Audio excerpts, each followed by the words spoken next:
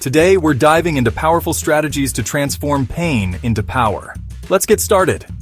You know, we all carry stories of hurt, moments that have tested us, maybe even brought us to our knees.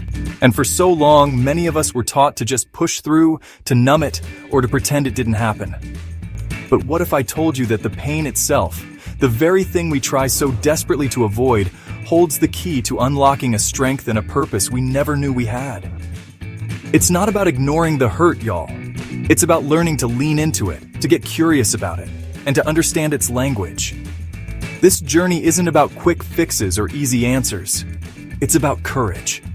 The courage to be vulnerable, to show up for ourselves even when it's messy and uncomfortable. It's about understanding that our experiences of pain, whether they come from failure, loss, or betrayal, don't have to be the end of our story. Instead, they can be the beginning of a new chapter, one where we are more compassionate, more resilient, and more connected to what truly matters in our lives. It's about daring to believe that something beautiful and strong can emerge from the broken places. Today, we're going to walk through a process, a way of looking at our struggles not as liabilities, but as invitations. Invitations to grow, to learn, and to ultimately transform that raw, difficult energy into something that fuels us, that guides us, and that allows us to live more wholeheartedly. We're going to explore how to acknowledge what we're feeling, how to extract the profound lessons embedded in our toughest times, and how to channel that understanding into action that has real meaning and purpose. So take a deep breath. Let's step into this together. The very first step, and often the bravest, is to simply acknowledge that the pain is there. It sounds so simple, doesn't it? But in a world that often rewards stoicism and tells us to suck it up, giving ourselves permission to feel can be revolutionary. It's about looking that hurt square in the eye and saying, "I see you, I feel you, you are real." This isn't about wallowing or becoming overwhelmed. It's about honest recognition. It's the moment we stop running from the discomfort and instead choose to turn towards it with a sense of gentle curiosity. This act of naming what we're experiencing is profoundly powerful. It takes the amorphous, scary monster under the bed and brings it into the light, where we can begin to understand its shape and its source.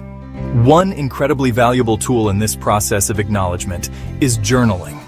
Now, I know what some of y'all might be thinking. Journaling? Really? But hear me out. When we write down our thoughts, our fears, our frustrations, we create a space for them outside of our own heads. It's a way to bear witness to our own story, to untangle the knots of emotion that can feel so suffocating. There's no right or wrong way to do it. It can be messy, it can be raw, it can be a stream of consciousness. The point is to get it out, to allow the words to flow, and in doing so, to begin the process of making sense of what feels senseless. It's a conversation with yourself, a sacred space for honesty. Sometimes, though, acknowledging our pain requires more than just our own reflection. Sometimes we need a guide, a compassionate witness, and that's where therapy can be such a gift. Reaching out for professional help is not a sign of weakness. It is an act of profound strength and self-awareness. A good therapist can provide a safe container for our stories, helping us navigate the difficult emotions and patterns that we might not be able to see clearly on our own. They can offer tools and perspectives that empower us to process trauma and grief in healthy ways, reminding us that we don't have to carry these burdens alone. It's about co-creating a path towards healing. Think about someone like Malala Yousafzai. She faced unimaginable trauma, an act of violence meant to silence her voice and extinguish her spirit. But instead of allowing that pain to define her or diminish her, she acknowledged its horror and then, with breathtaking courage, channeled that experience into a global movement for education and girls' rights. She didn't suppress her story. She owned it and transformed its energy. Her journey teaches us that acknowledging trauma isn't about being stuck in the past. It's about integrating it into who we are becoming, allowing it to inform our purpose and strengthen our resolve. It's a testament to the human capacity for resilience.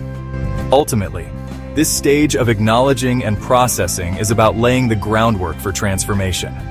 It's about understanding that our emotions, even the most difficult ones, are messengers. They carry information. When we numb them or ignore them, we miss out on the wisdom they hold.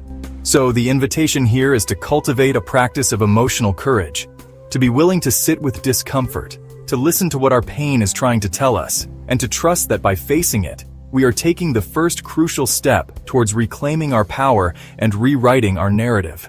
It's the foundation upon which everything else is built.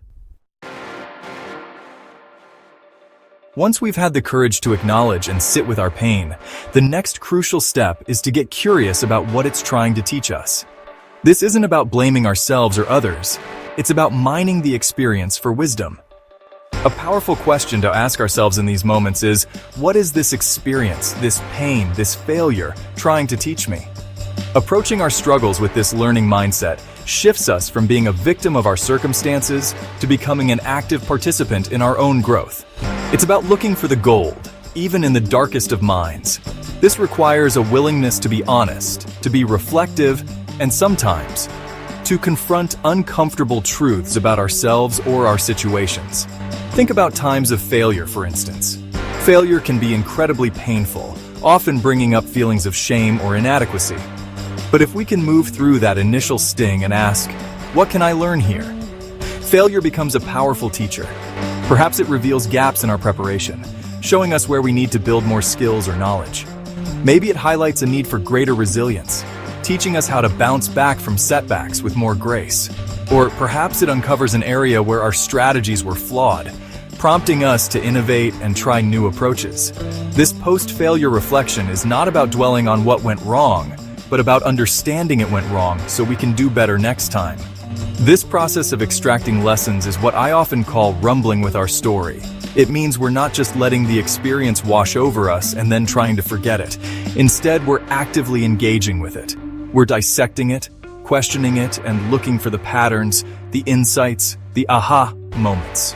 This rumble might reveal that we need to set better boundaries, or that we need to ask for help more often, or that we've been operating from a place of fear rather than courage. These aren't easy lessons, y'all. They often require us to check our egos at the door and be truly open to seeing ourselves and our behaviors more clearly. The beauty of this is that every lesson learned, every insight gained from navigating a painful experience builds our resilience. Resilience isn't something we're born with in fixed amounts. It's a muscle that grows stronger with use. Each time we face adversity, acknowledge the pain, extract the wisdom, and integrate those learnings, we become more capable, more adaptable, and more confident in our ability to handle future challenges. It's like forging steel. The heat and the pressure make it stronger. We learn that we can survive hard things, and not only survive them, but emerge with a deeper understanding of ourselves and the world. So the invitation in this chapter is to become a student of your own life, especially the difficult parts. Don't shy away from asking the hard questions. What assumptions did I make? Where was I vulnerable in a way that didn't serve me? What strengths did I discover in myself during this time? What values were challenged, and how did I respond? These aren't questions with easy answers, but the act of asking them, of truly wrestling with them, is where the transformation begins to take root. This is how we turn pain not just into a memory, but into a source of profound, actionable wisdom that shapes who we become.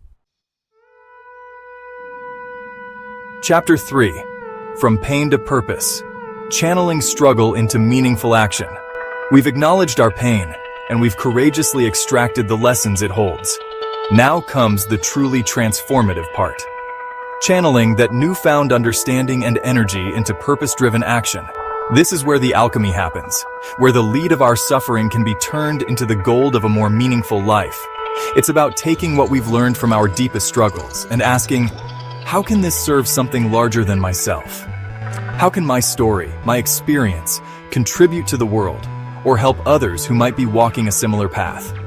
This shifts our pain from being a purely personal burden to a potential source of connection and contribution. Finding purpose doesn't always mean you have to start a global movement, though it certainly can, as we saw with Malala. Purpose can be found in the quiet acts of compassion, in showing up for your community, in using your voice to advocate for something you believe in, or even in the way you choose to live your daily life with more intention and authenticity. Our struggles often clarify what truly matters to us. They strip away the superficial, and leave us with a raw, honest understanding of our core values. Aligning our actions with these deeply held values is where purpose begins to blossom, giving our lives a sense of direction and significance. When our actions are fueled by this kind of authentic purpose, born from our own experiences of overcoming adversity, they carry a unique power and drive. Suddenly, the why behind what we do becomes incredibly clear and compelling. This why can sustain us through challenges, give us the courage to take risks, and motivate us to keep going even when things get tough. It's no longer just about personal achievement. It's about contributing to something that resonates with our deepest self, something that feels true and important. This is the kind of drive that doesn't burn out easily because it's connected to a source of meaning. This step requires us to embrace what I call daring greatly.